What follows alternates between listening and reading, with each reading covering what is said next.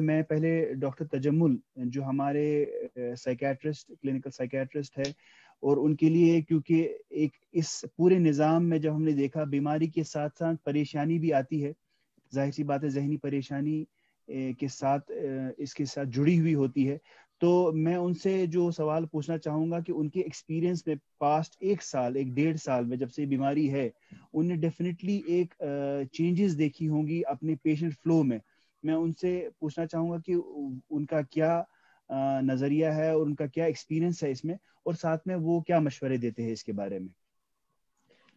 السلام علیکم، شکریہ عادل صاحب مجھے انوائٹ کرنے کا۔ تو جہاں تک کہ ہماری ذہنی نشوونما یا ہماری ذہنی امراض کا تعلق ہے اس کووڈ پینڈیمک کے پیش نظر، سب سے پہلے میں تو یہ کہنا چاہوں گا کہ یہ جو ہماری پینڈیمک کی وجہ سے سچویشن ہوئی ہے پچھلے 1 یا 1.5 سال میں، ایک ایسی سچویشن ہے کہ جو بار بار نہیں آتی، جو 100 سالوں میں کبھی ایک بار آتی ہے۔ تو یوزلی کیا ہوتا ہے کہ انسان کا ذہن ایسی سچویشن کے لیے تیار نہیں ہوتا ہے، اور یہ جو پینڈیمک ہے نہ صرف ہمارے جسمانی جو صحت ہے اس پہ اثر کرتا ہے، بلکہ یہ ملٹی ڈائمینشنلی بہت سارے طریقوں سے ایک انسان پہ اثر کرتا ہے، جیسے کہ ہمارے معاشرے پہ، ہماری اکنامی پہ، اسی طرح سے جو ہماری سوشل لائف ہے اس پہ بھی اثر کرتا ہے۔ تو ان سب چیزوں کی وجہ سے ہمارے ذہن پہ اثر پڑ سکتا ہے، لیکن سب سے پہلے میں یہ کہنا چاہوں گا کہ ایسی سچویشن میں ڈر لگنا یا خوف زدہ ہونا یا گھبراہٹ ہونا یا جو حالات ہیں آس پاس دیکھ رہے ہیں اس کی وجہ سے دل ملول ہونا، دل تنگ ہونا، یہ ایک نارمل ہیومن سائیکولوجیکل ری ایکشن ہے جو کہ ہو سکتی ہے ایسی سچویشن میں۔ اس میں ہمیں زیادہ گھبرانے کی ضرورت نہیں ہے، کیونکہ موسٹ آف دا پیپل، جو ہماری اکثریت ہے، ان میں یہ چیزیں خود بخود ود ٹائم ٹھیک ہو جائیں گی۔ لیکن کچھ ہمارے گروپس ایسے ہیں ہماری پاپولیشن میں جو زیادہ اس سے متاثر ہو سکتے ہیں، جن کا ذہن اس سے متاثر ہو سکتا ہے، اور ان میں کچھ ذہنی امراض ہو سکتے ہیں۔ پچھلے 1 یا 1.5 سال سے جو بھی عالمی سطح پہ ریسرچ ہو گئی اور دیکھا گیا کہ اس پینڈیمک کی وجہ سے کون کون سے ذہنی امراض زیادہ ہو گئے، تو ان میں انگزائٹی ڈس آرڈرز دیکھا گیا کہ ان کی پریولنس، ان کا جو ان کی پریولنس ہے وہ زیادہ بڑھ گئی، اور اسی طرح سے ڈپریسو سمٹمز جو ہیں ان کی پریولنس بھی کووڈ کی وجہ سے بڑھ گئی ہے۔ تو جہاں تک کہ ہم کشمیر کا تعلق ہے، ابھی تک ایسی کوئی سگنیفیکنٹ اسٹڈی یا ریسرچ نہیں ہو گئی ہے، حالانکہ ابھی ہو رہی ہے، وہ پبلش نہیں ہوئی ہے، لیکن جہاں تک کہ ہمارا تجربہ ہے او پی ڈیز میں بہت سارے جو ہاسپٹلز ہیں، ہم بھی دیکھ رہے ہیں کہ آہستہ آہستہ پچھلی جو فرسٹ ویو تھی اس میں اتنا زیادہ جو انگزائٹی یا ڈپریشن کے سمٹمز اتنے زیادہ ریز نہیں ہوئے، لیکن یہ جو ویو ہے چونکہ بہت سارے لوگ اس میں انوالو ہو گئے اور اس میں مورٹیلٹی بھی، ڈیتھس بھی بہت زیادہ ہو گئی، تو ہم دیکھ رہے ہیں کہ اس سال جو انگزائٹی کے کیسز ہیں، انگزائٹی ڈس آرڈرز یا ڈپریسو سمٹمز کے کیسز ہیں، وہ زیادہ آ رہے ہیں۔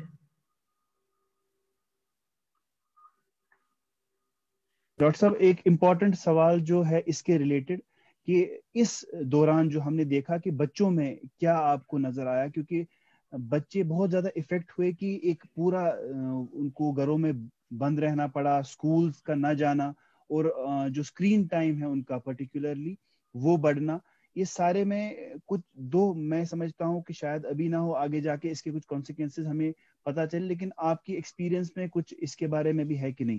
اور تیسری چیز جو میں کہوں گا، جو امپورٹنٹ سوال، 2 سوال میں اکٹھے پوچھ رہا ہوں، دوسرا یہ ہے کہ فیملی کا کیا رول ہے، کیونکہ ایک پازیٹیو ہونے کے بعد کبھی ہم نے یہ بھی دیکھا کہ اپنے پیرنٹس کو ڈسکارڈ کیا ہوا ہے، ہاسپٹل میں رکھا ہے، کوئی نظر بھی نہیں دے رہا ہے، اور یا بالکل بند کر کے رکھا ہے، تو فیملی کا کیا رول ہونا چاہیے اس بیماری میں تاکہ اوور کم کر سکے ہم؟ جی بالکل، جو آپ کا پہلا سوال ہے بہت ہی اہم سوال ہے. جیسے میں نے پہلے بھی بولا کہ ہماری پاپولیشن میں، معاشرے میں کچھ گروپس ایسے ہیں جو زیادہ والنریبل ہے، جو ایٹ رسک گروپس مانا جاتا ہے. اس میں جو ہمارے بچے ہیں وہ بہت ہی ایٹ رسک ہیں. آپ دیکھ سکتے ہیں کہ پچھلے 2 سالوں سے، کیونکہ کووڈ سے پہلے بھی یہاں پہ لاک ڈاؤن تھا اگست 2019 سے، اب تو 2 سال ہونے والے ہیں. تو پچھلے 2 سالوں سے جو ہمارے بچے ہیں وہ کنفائنڈ ٹو ہومس ہے، اپنے گھروں میں کنفائنڈ ہے. جو ان کا نارمل روٹین تھا اسکول جانے کا، وہ بالکل ختم ہو چکا ہے.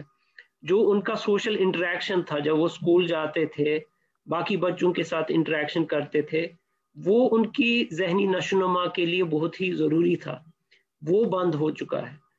تو اب گھروں میں کنفائنڈ ہونے کے علاوہ جو ایک اور غلطی ہم لوگ کر رہے ہیں، جو موسٹ آف دا پیرنٹس کرتے ہیں، کہ بچوں کو جی موبائل یا لیپ ٹاپ یا ٹیب تھما دیا، اور دن میں پتہ نہیں کتنے گھنٹے بچے موبائل یا ٹیب پر اپنا وقت گزارتے ہیں.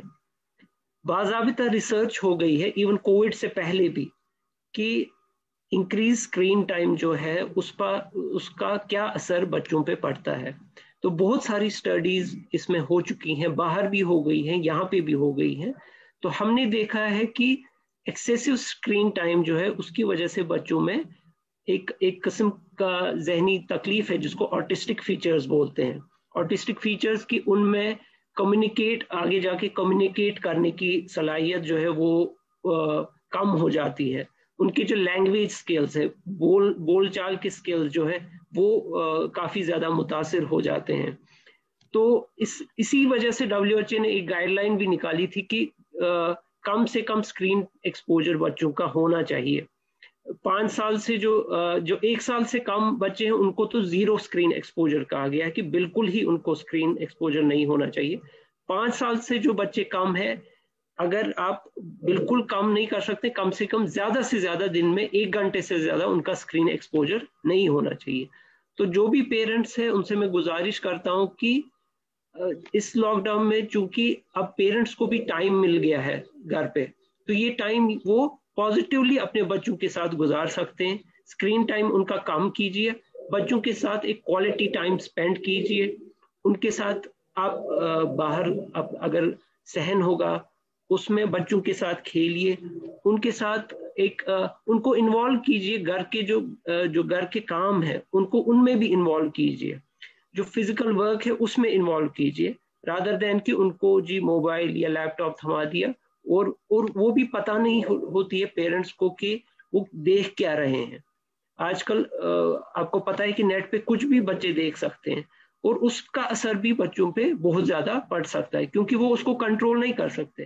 اگر ہم بڑے ہیں، اڈلٹس ہیں، ہمیں پتہ ہے کہ کیا دیکھنا ہے کیا نہیں دیکھنا ہے. بچے چونکہ معصوم ہوتے ہیں ان کو نہیں پتہ کہ کیا صحیح ہے کیا غلط ہے.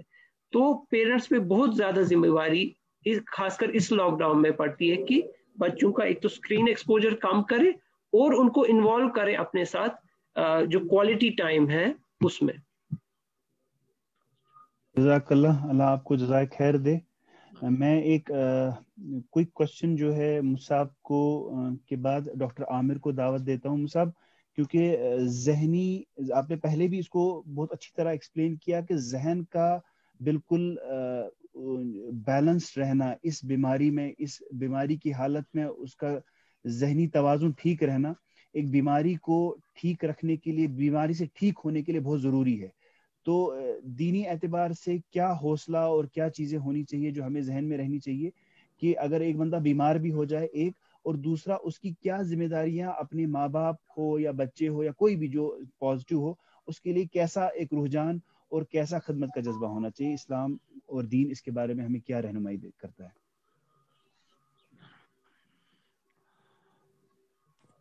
آپ کے سوال سے پہلے میں یہ عرض کرنا چاہوں گا کہ ابھی ڈاکٹر فاضلہ صاحبہ نے افواہوں کے متعلق کان نہ دھرنے کے بعد کہی، اور واقعتاً بڑی قیمتی بات ہے یہ.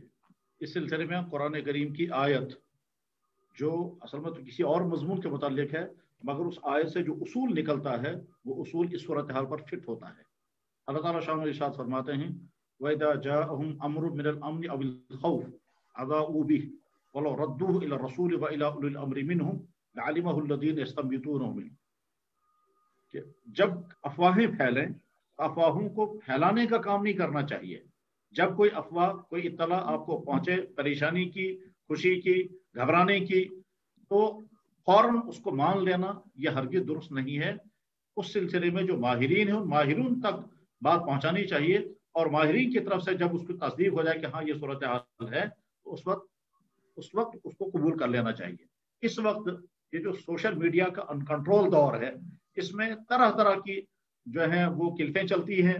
اس میں یہ کچھ نہیں معلوم ہوتا ہے کہ بیان کرنے والا کون ہے، قابل اعتماد ہے یا نہیں.